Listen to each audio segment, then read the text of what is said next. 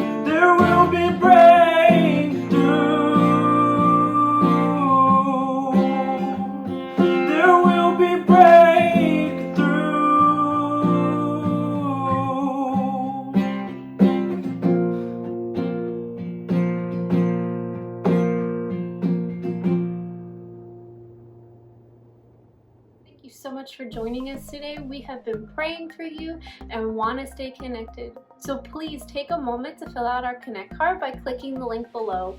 You can also visit our website for prayer requests and to give online at newsoundnashville.com.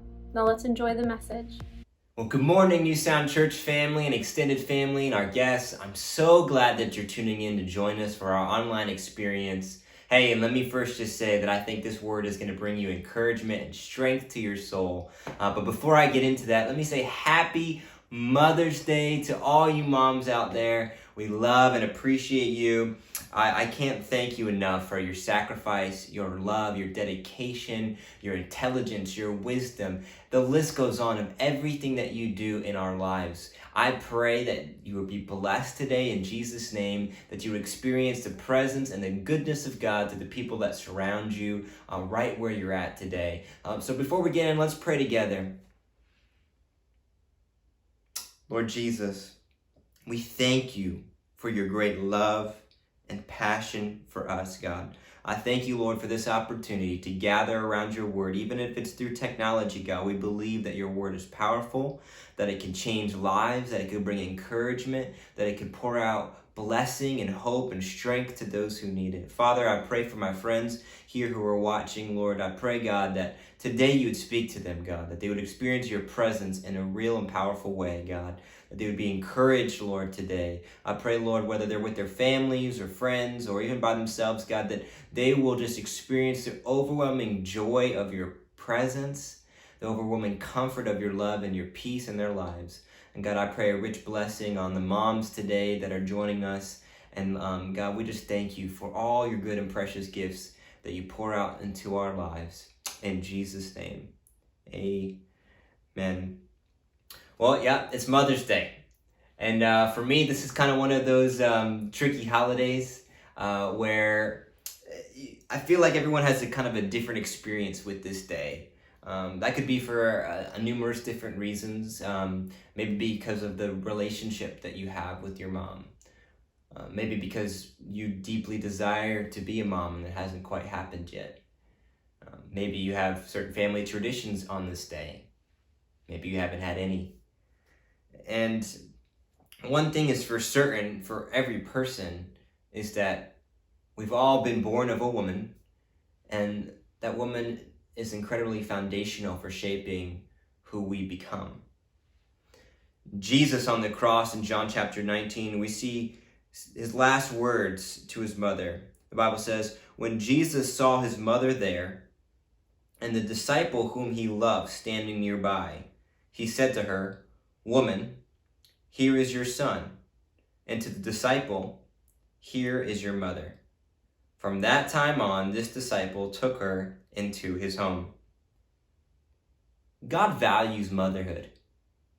Isn't it amazing? Like on Jesus's final moments of his journey here on earth to bring redemption to the world, he looks at his mother and he paused to make sure that she was taken care of. In the midst of his own personal pain and agony, Jesus did not abandon her in her distress. He didn't want her to feel that she was not going to be surrounded by the belonging of his love and his community. So he entrusted his disciple John to make sure she was taken care of. One of the things I love about God is God does not shy away from the intense emotions of humanity, from the meaningful experiences of our life, including motherhood. Right now, I'm thinking of Wanda Cooper, the mother of Ahmaud Arbery, who, if you haven't heard, was targeted and murdered during a racist attack here in the United States. Now, I can't even begin to imagine the pain that she must be feeling. And I think it would be appropriate if we would take time to pray for this family.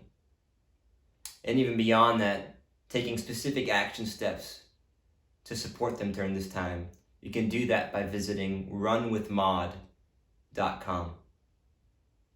So would you just take a moment right where you're at to lift up this dear mother and her family as they go through this time together?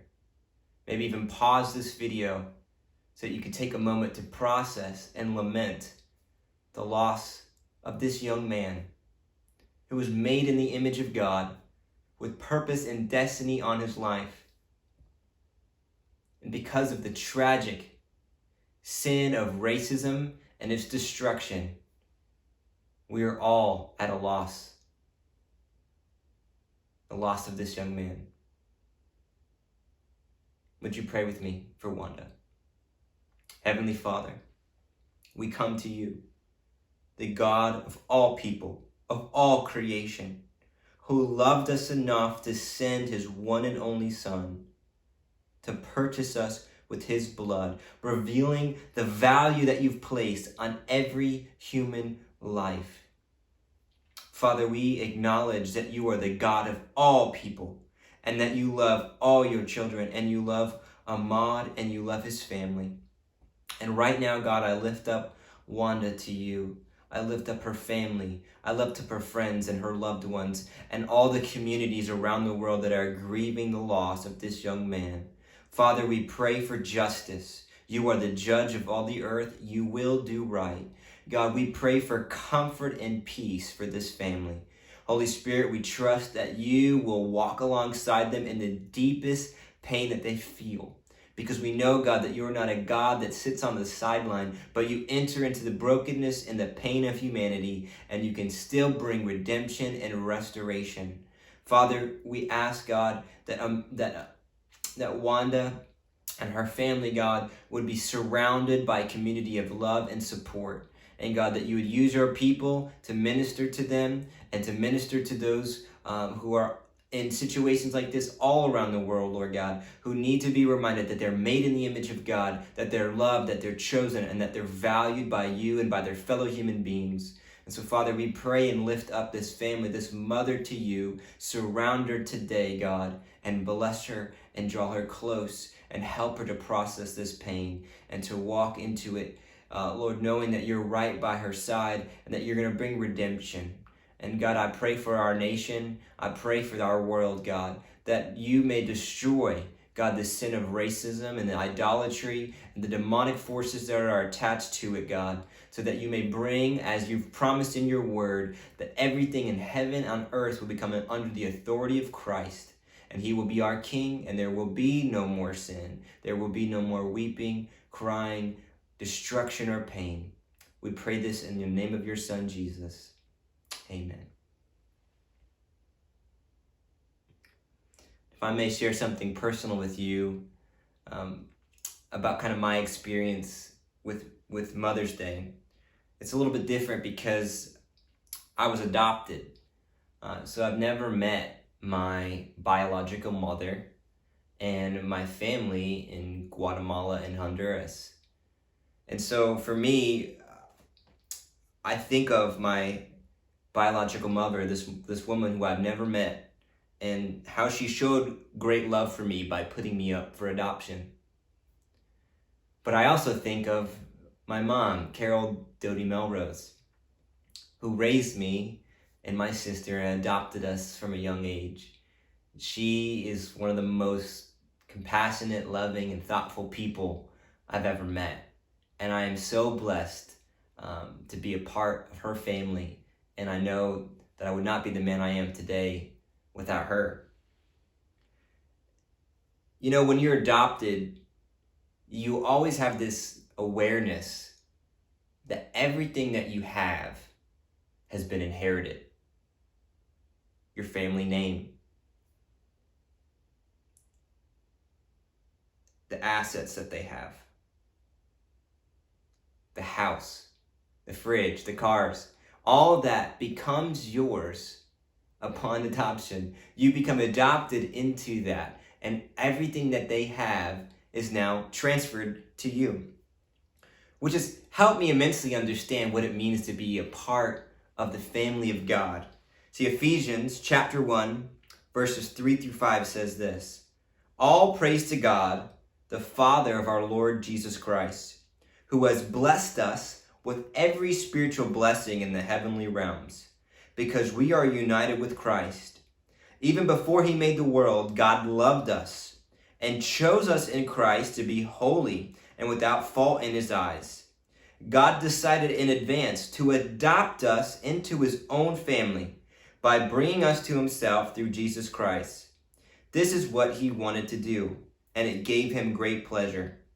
So we praise God for the glorious grace he has poured out on us who belong to his dear Son. He is so rich in kindness and grace that he purchased our freedom with the blood of his Son and forgave our sins. He has showered his kindness on us, along with all wisdom and understanding. Hope you caught that right there.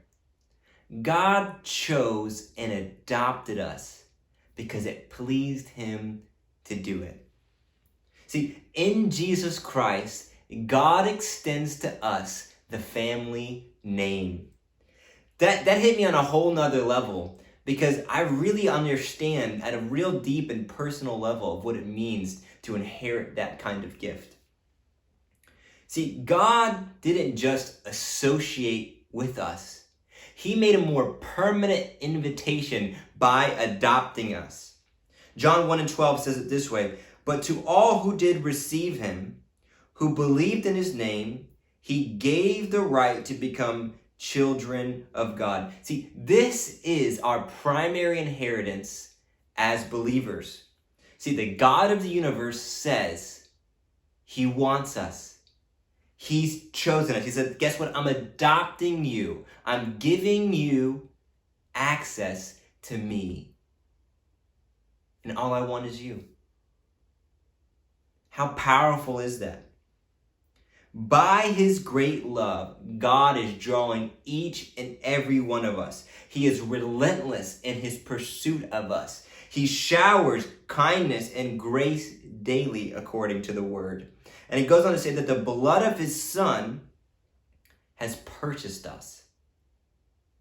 See, the blood of Jesus is what not only covers our sin, heals our shame, but breaks us from fear and any power of anything that could try to separate us from God and experience a new life in Jesus Christ.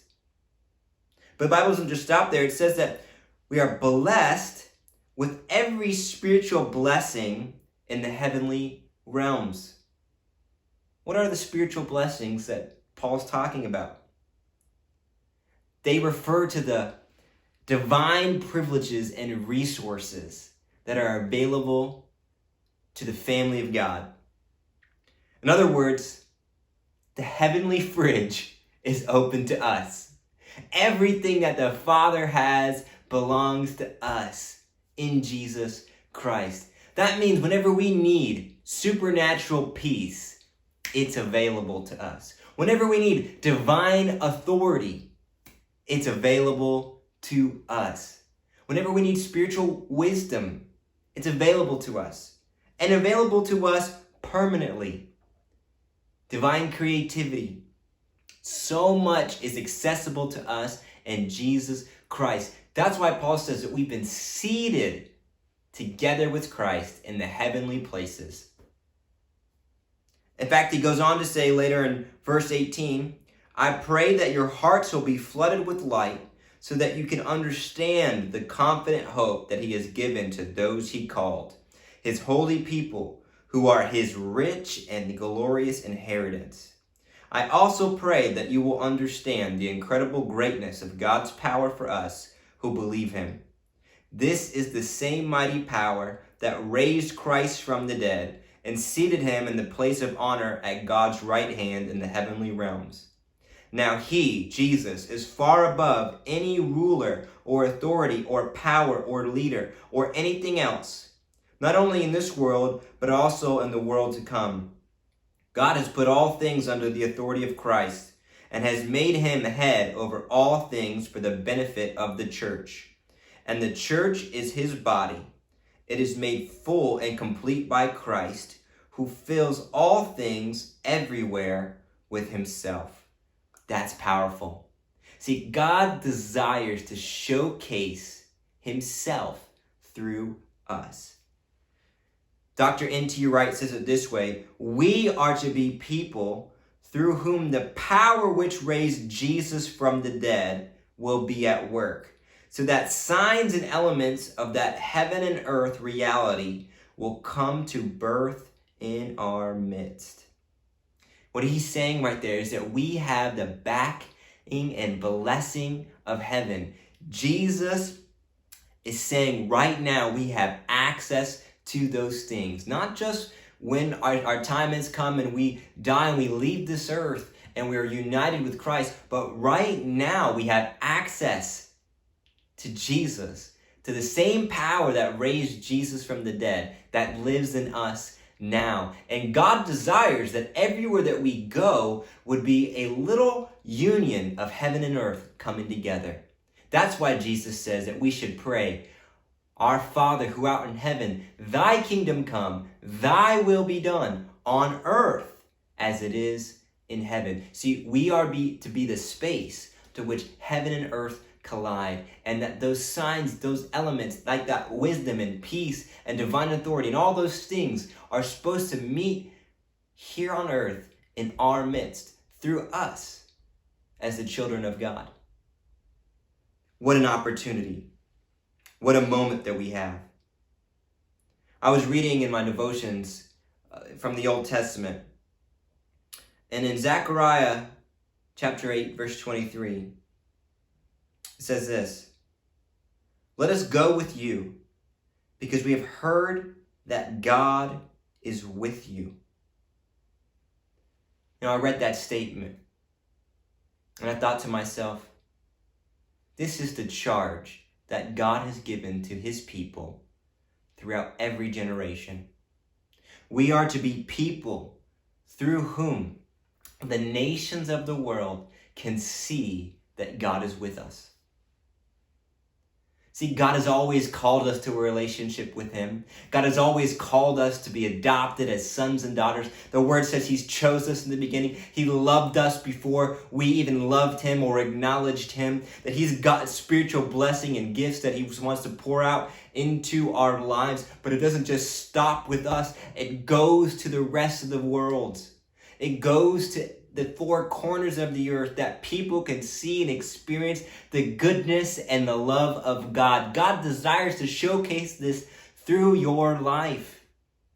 And my family, if I can encourage you today, we need to stop living below our inheritance. God has richly promised us all these things in Jesus Christ. They're available and accessible to us now. And my fear is that we stop short of it. That for a while we are entertained with it. And we hear the message of the good news of God's love.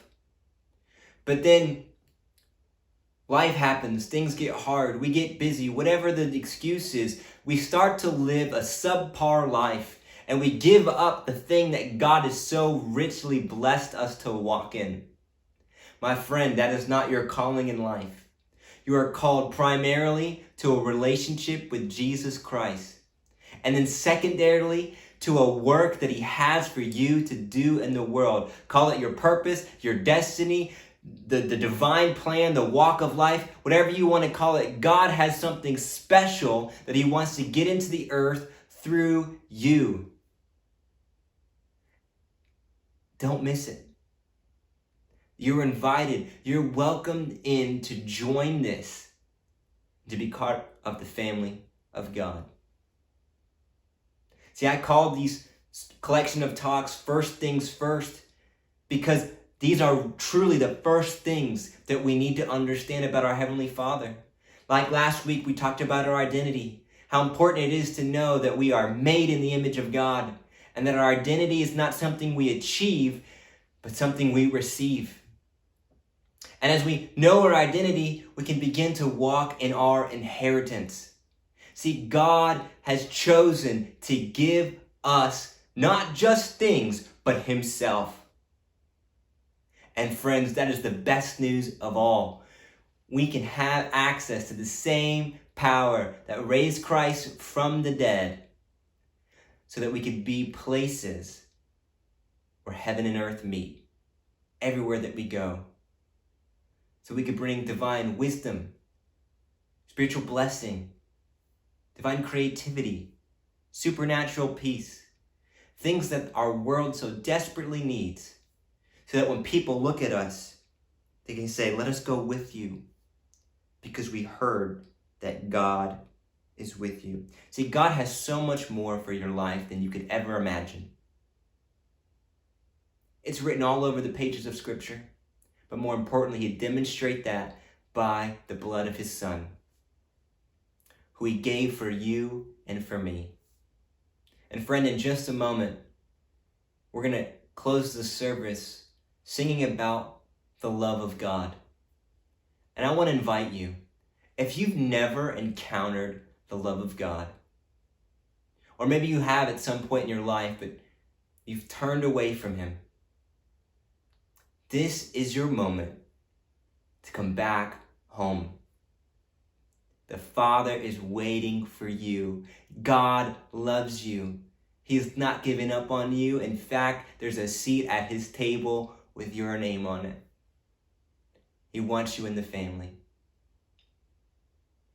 And if that's you, I want to pray for you right now, right where you're at.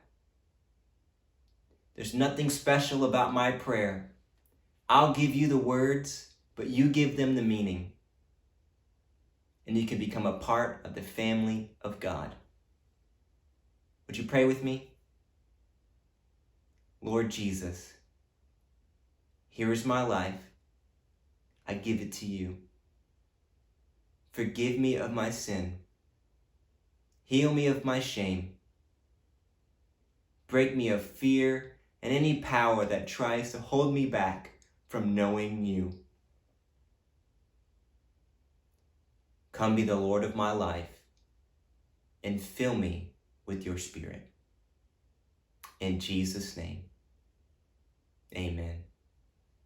Friend, if you prayed that prayer, let me be the first to welcome you into the family of God. You are chosen, you are loved, you are here for a purpose. I'm so glad you made that decision today. Please let us know by filling out the Connect card at one of the links provided or going to our website, newsoundnashville.com.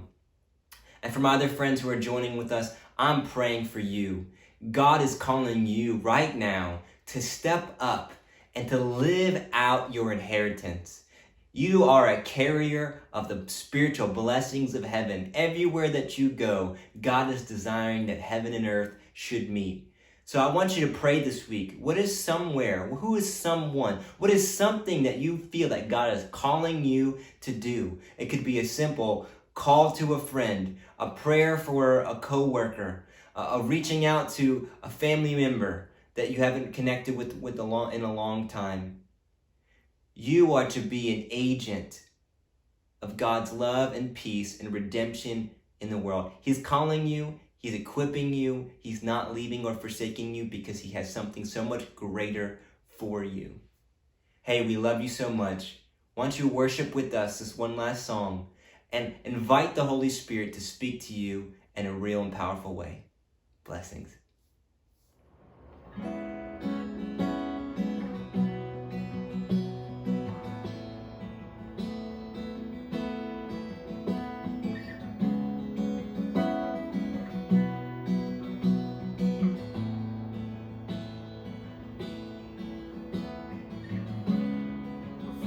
Spoken word, you were singing over me. You have been so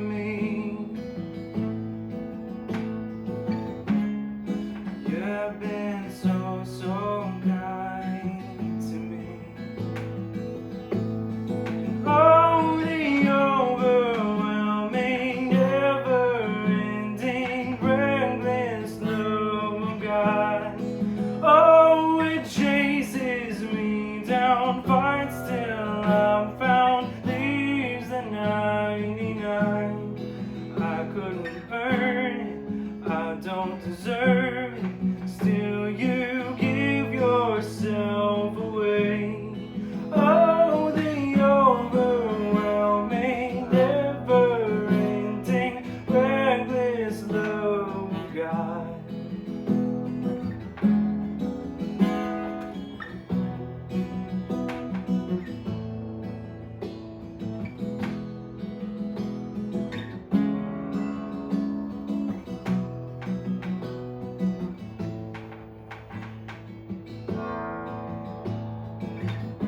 There's no shadow you won't light up, mountain you won't climb up, coming after me. There's no wall you won't kick down, lie you won't tear down, coming after me. There's no shadow you won't light up, mountain you won't climb up, coming after me. There's no wall you won't kick down, lie you won't tear down, coming after me.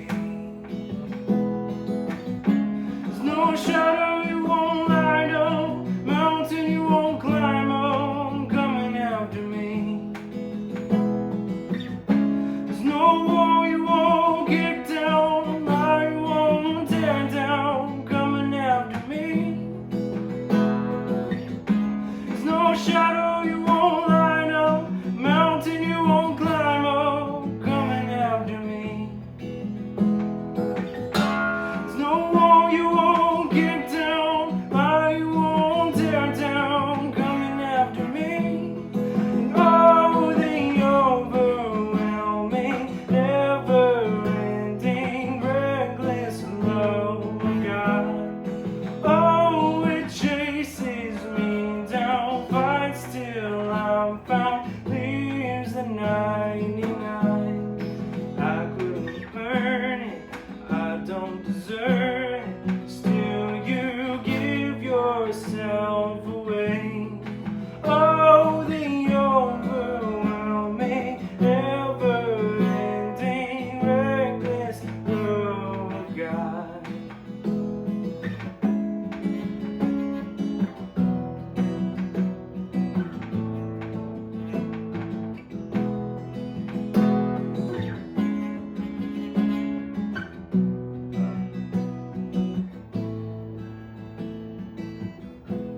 Stay connected to all that is happening at New Sound Church by visiting our website at www.newsoundnashville.com and also by following us on Facebook and Instagram at New Sound Nash. Most importantly, go and tell all people about this new life in Jesus Christ.